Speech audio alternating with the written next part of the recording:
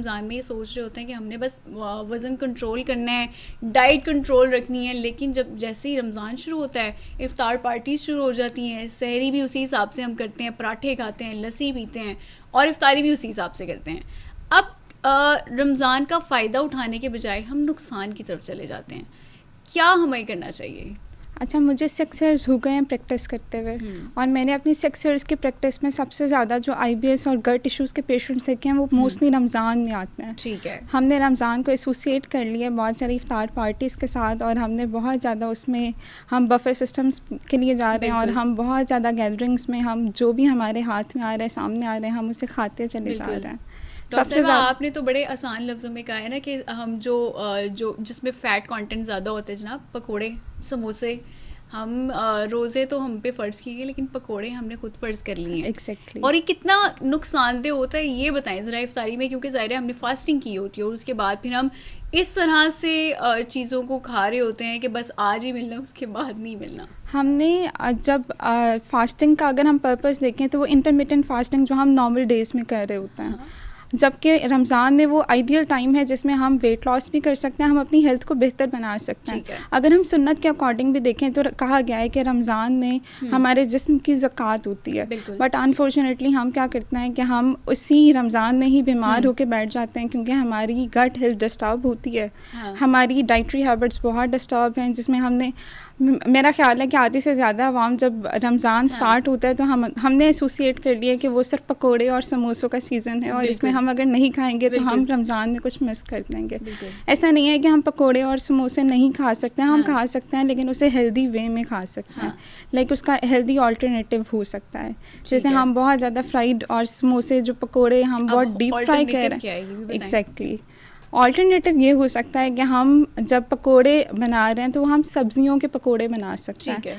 और सेकंड जो प्रॉब्लम आती है उसमें ये है कि हम उसमें जो ऑयल यूज़ कर रहे हैं वो डीप फ्राई के लिए हम यूज़ कर रहे हैं, और सबसे बड़ा प्रॉब्लम जो आता है वो ये है कि हम उस ऑयल को बार बार हम यूज़ कर रहे होते हैं। जब एक दफ़ा हमने ऑयल को हीट कर दिया, उसके बाद वो ऑयल हम डिस्कार्ड कर देंगे, हम उस ऑयल को दोबारा यूज़ नहीं करेंगे। और इससे भी अगर बेहतर बताया जाए तो हमें डीप फ्राइड आइटम्स तो लेने ही नहीं चाहिए। हम पकोड़े बना सकते हैं, या तो एयर फ्राई कर लिया जाए, एयर फ्रायर भी नहीं है तो हम सिर्फ पैन को ग्रीस करेंगे 1 to 2 टीस्पून ऑयल में, और जब हम ग्रीस कर चुके हैं उस पैन को तो हम उसके अंदर अपना मिक्सचर डाल के हम उसे शैलो फ्राई कर सकते हैं, या उसी में हम बेक कर सकते हैं। हमें डीप फ्राइड आइटम्स की तरफ नहीं जाना है। ठीक है जनाब, डॉक्टर साहब ने हमें बता दिया कि अब हमें फ्राइड आइटम नहीं खाने, लेकिन हम क्या कर सकते हैं, मजबूरी है। इफ्तारी में अगर हम ये नहीं करेंगे तो डॉक्टर साहिबा सहरी से शुरू करते हैं।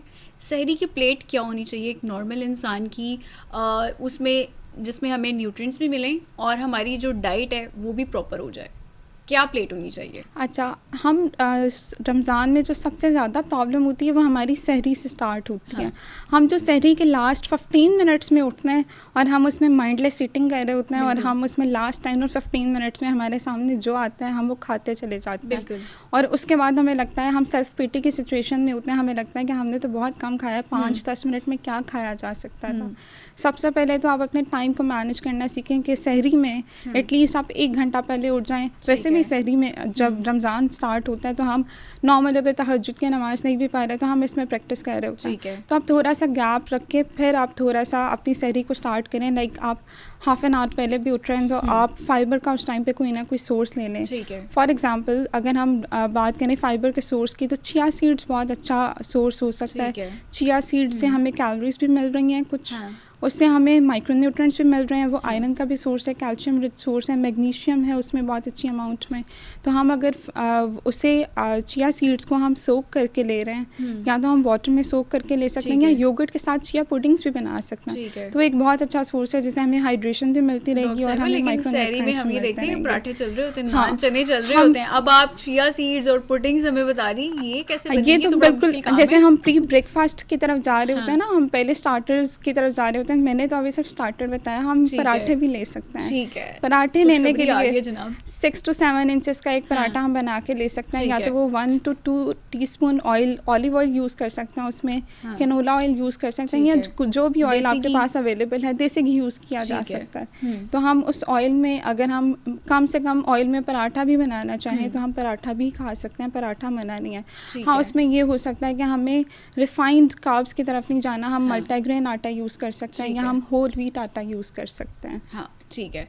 अच्छा, अब हम आते हैं दही के इस्तेमाल पे। सहरी में दही का इस्तेमाल भी ये होता है कि चले आजकल तो मौसम अच्छा है, लेकिन अक्सर कहा जाता है कि चले दही अगर खाएंगे ना तो हमारा जो स्टमक है वो अपसेट नहीं होगा और प्यास नहीं लगेगी।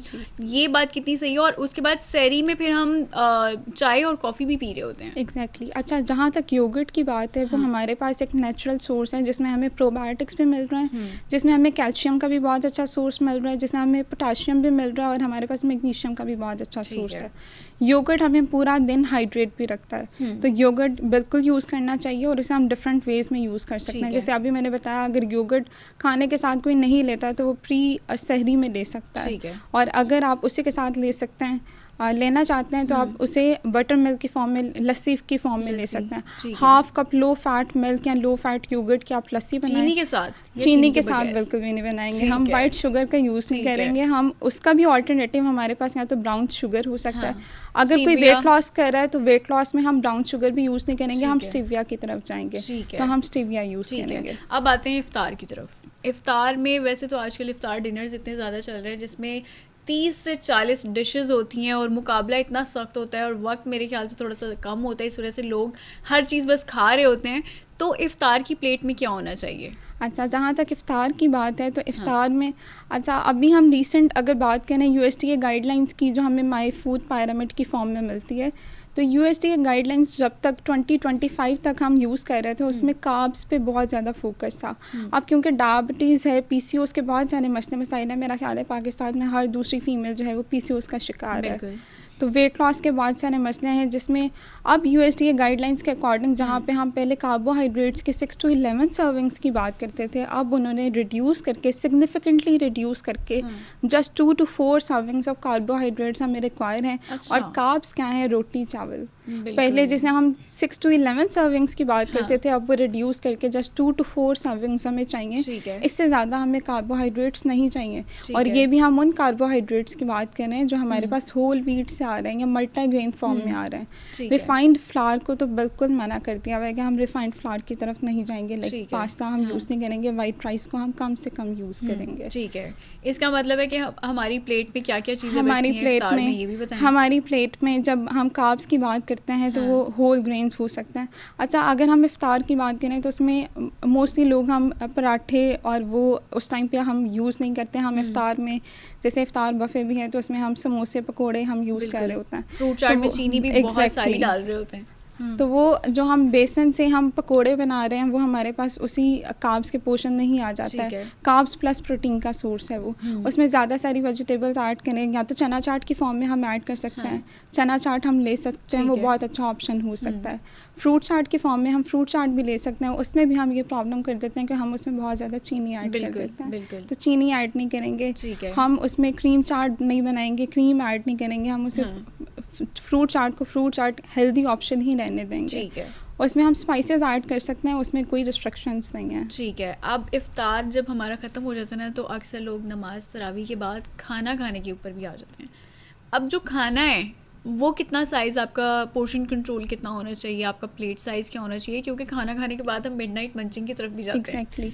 अच्छा, वो कितनी नुकसानदेह? USDA गाइडलाइंस की बात करें तो उसमें कार्ब्स को रिड्यूस करके जिस पे सबसे ज़्यादा फोकस किया गया वो प्रोटीन्स पे किया गया। प्रीवियस स्टडीज़ हम देखते थे तो हमें प्रोटीन्स का सोर्स चाहिए था, लेकिन इतना ज़्यादा जितना, अगर हम बात करें एक ह्यूमन बीइंग की, तो फॉर एग्जांपल कोई 50 kgs फीमेल है, हम उसकी प्रोटीन रिक्वायरमेंट अगर देखें तो हम 1.2 to 1.6 ग्राम्स पर kg body weight protein requirement increase हो गई है, जो कि पहले सिर्फ 0.6 to 0.8 ग्राम्स थी।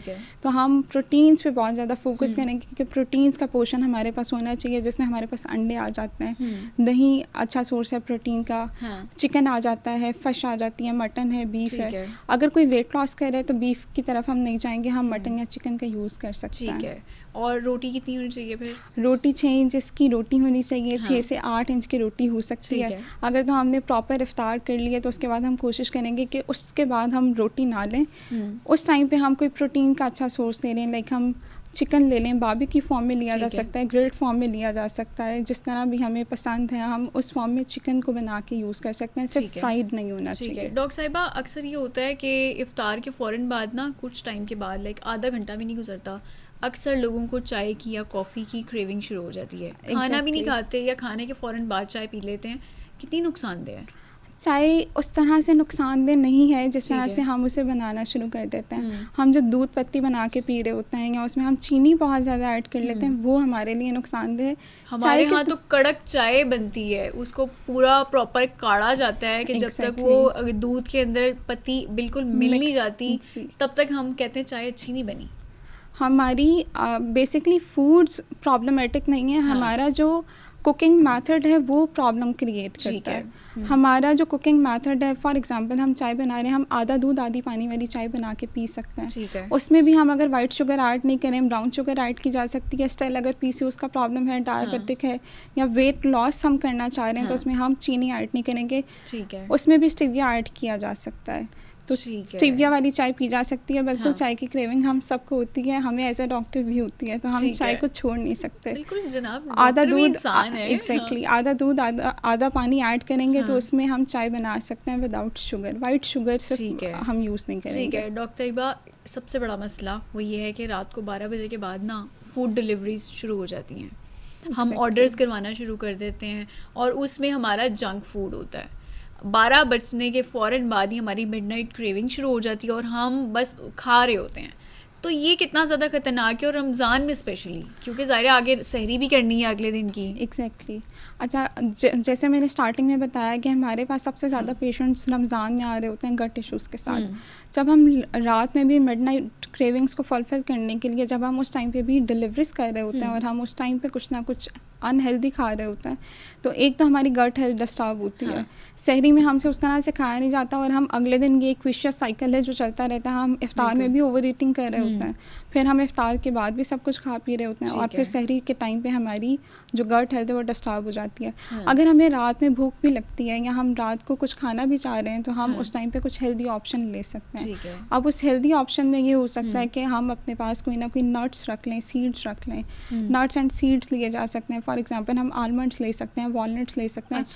अगर हमें वेट लॉस का बहुत ज़्यादा फोकस नहीं है तो हम भुने हुए चने भी इस्तेमाल कर सकते हैं। वो भी, उसकी भी कोई रेस्ट्रिक्शंस नहीं है कि हमें कितने यूज़ करना है। उससे भी अगर हमारी क्रेविंग्स फुलफिल नहीं होती तो दोबारा से हम चिकन का कोई पोर्शन ले सकते हैं, हम बारबेक्यू फॉर्म में ले सकते हैं, हम ग्रिल्ड चिकन ले सकते हैं। डॉक्टर साहिबा इजाज़त दे रही है कि आप रात को जब आपको मिडनाइट क्रेविंग हो तो आप बारबेक्यू ऑर्डर कर सकते हैं। एग्जैक्टली, ठीक है। स्टिल अब हम प्रेफर करेंगे कि हम उसे घर में बना लें। लाइक हम जो ऑयल उस पर यूज़ कर रहे हैं वो हमें पता होना चाहिए कि हम कितनी क्वांटिटी यूज़ कर रहे हैं। जब हम बाहर से कुछ भी ऑर्डर करते हैं उसमें कैलोरी कंटेंट को कैलकुलेट करना मुश्किल हो जाता है, तो हमें प्रेफर करना चाहिए कि हम कुछ भी खाना है या हमें, अब तो हमारे पास घर में हर चीज़ अवेलेबल होती है, हम खुद पे घर पे कुछ भी जो भी बनाना चाहें हम एग्जैक्टली बना सकते हैं। ठीक है डॉक्टर साहब, पानी का इंटेक कितना करना चाहिए? अच्छा, रमज़ान में जो सबसे ज़्यादा प्रॉब्लम होती है वो हाइड्रेशन स्टेटस को लेके होती है कि हम डिहाइड्रेट हो जाती है हमारी बॉडी।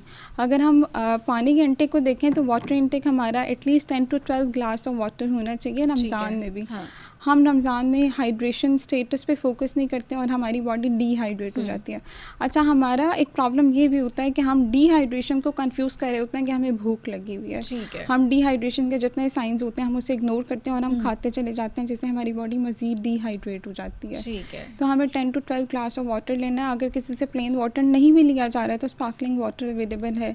अब वाटर के अंदर कुछ भी इन्फ्यूज्ड वाटर यूज़ कर सकते हैं आप। उसमें जैसे हम डिटॉक्स का एक बहुत कॉन्सेप्ट था जो कि मेडिकली प्रूफ नहीं है, स्टिल हम डिटॉक्स की फॉर्म में वाटर यूज़ कर सकते हैं। वॉश